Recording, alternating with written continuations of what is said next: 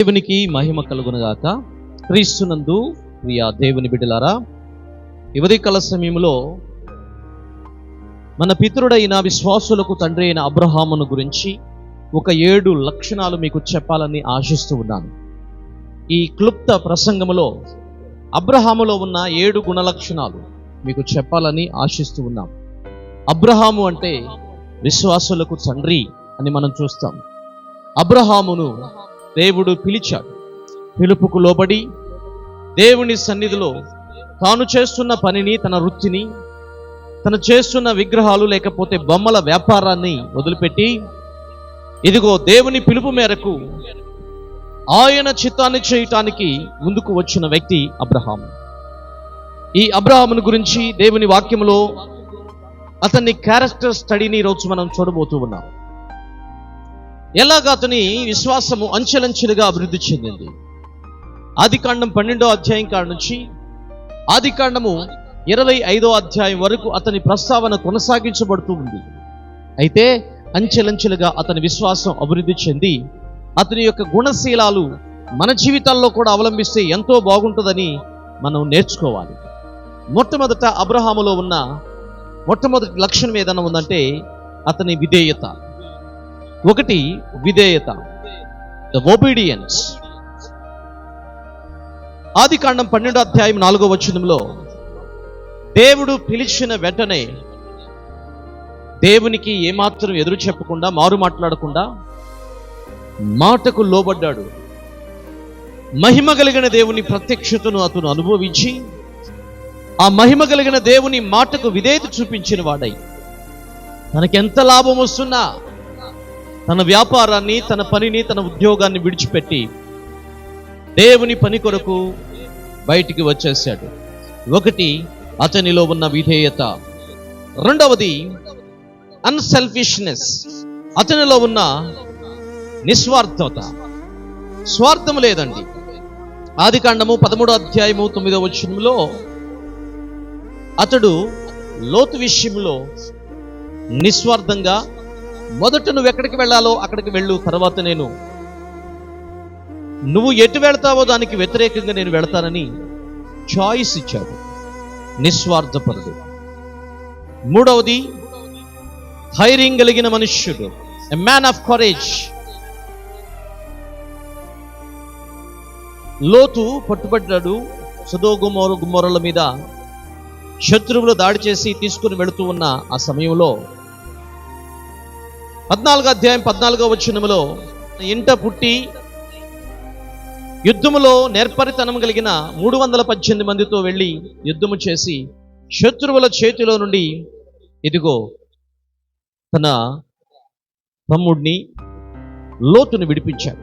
దేవుని బిడ్డలారా, ధైర్యం కలిగిన మనుష్యుడు తన వారి కోసం ఎంత పనైనా, ఎంత తెగింపుకైనా ముందుకు వెళ్ళడానికి మరి ధైర్యముతో ముందుకు వెళ్ళే వ్యక్తి అబ్రహాము. ఇక 4వ వ్యక్తి, 4వ క్యారెక్టర్, అతనిలో ఉన్న 4వ క్యారెక్టర్ ఏంటంటే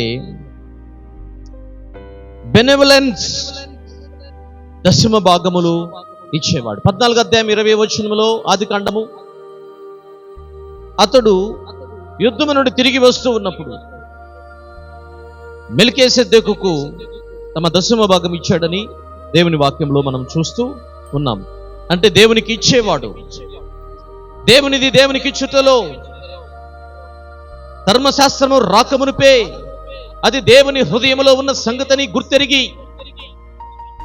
ధర్మశాస్త్రము ప్రకారము కాకుండా దేవుని నీతి ప్రకారము దశమ భాగం ఇచ్చిన వ్యక్తి మొట్టమొదట ఎవరైనా ఉన్నారు అనంటే అతడు అబ్రహాము.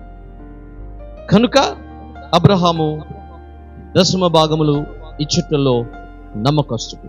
ఇక 5వది ఇన్కరప్టబిలిటీ. ఆదికాండము 14వ అధ్యాయం 23వ వచనంలో అతడు సొదొమ గొమొర్రా రాజులు, అయ్యా తిరిగి మా జనులను తీసుకుని వచ్చావు, నీకు వెండి కావాలా, బంగారం కావాలా, ఏది కావాలో కోరుకో అనంటే ఏమండి, నీతి కలిగిన మనుషుడు కనుక అంటాడు, నీ పూచిక పుల్లైనను చెప్పురు వారైనను నాకు వద్దు. నేను సర్వశక్తిమంతుడైన దేవుని చేత ఆశీర్వదించబడాలి, కానీ మనుషుల చేత ఆశీర్వదించబడితే ప్రయోజనం ఏంటి అని తనకి వస్తున్న బహుమానాలను వద్దనుకొని తిరస్కరించిన వ్యక్తి అబ్రహాము, నీతి కలిగిన వ్యక్తి. ఆరవది మైటీ ఇన్ ప్రేయర్, ప్రార్థనలో అతడు యోధుడు.